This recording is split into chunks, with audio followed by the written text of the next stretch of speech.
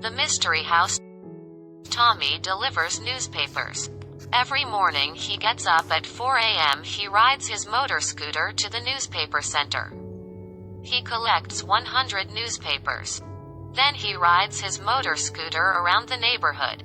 He puts the newspapers into the letterboxes of the people on his list. It is dark, and often it is cold. But Tommy likes it. There are no people on the streets so early. Everyone is still sleeping. Tommy likes to think about the people in the houses.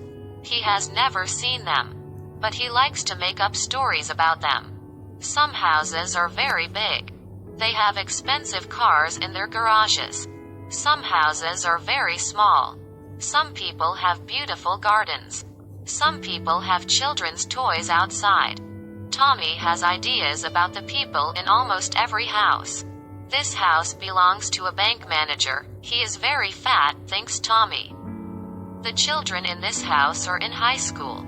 The woman in this house is lazy. She doesn't take her garbage out and she doesn't tidy her garden. There is just one house that Tommy doesn't understand. It is small and old. It has expensive curtains and a beautiful garden. There is never a car, or a bicycle or toys outside. Who lives there? Wonders Tommy. Is it a man or a woman? Are they young? Are they old? It's a mystery. Tommy often thinks about the mystery house. Then one morning he meets the owner of the house.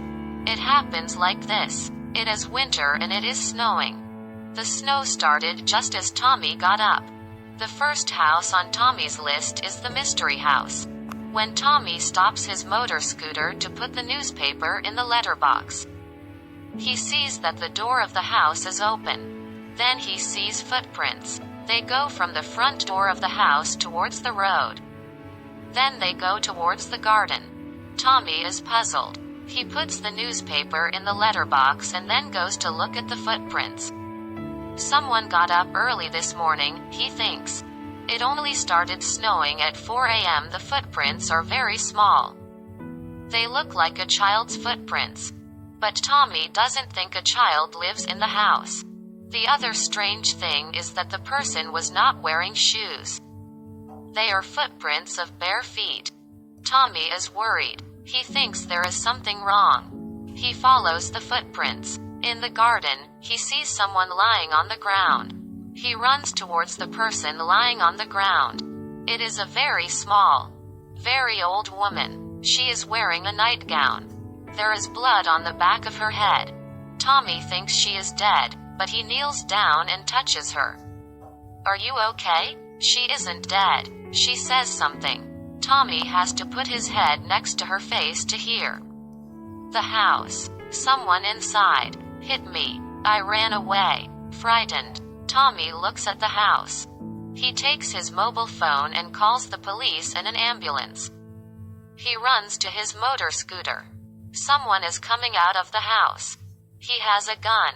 Tommy throws his bag of newspapers at the gunman. The man shoots, but the bullet hits the bag.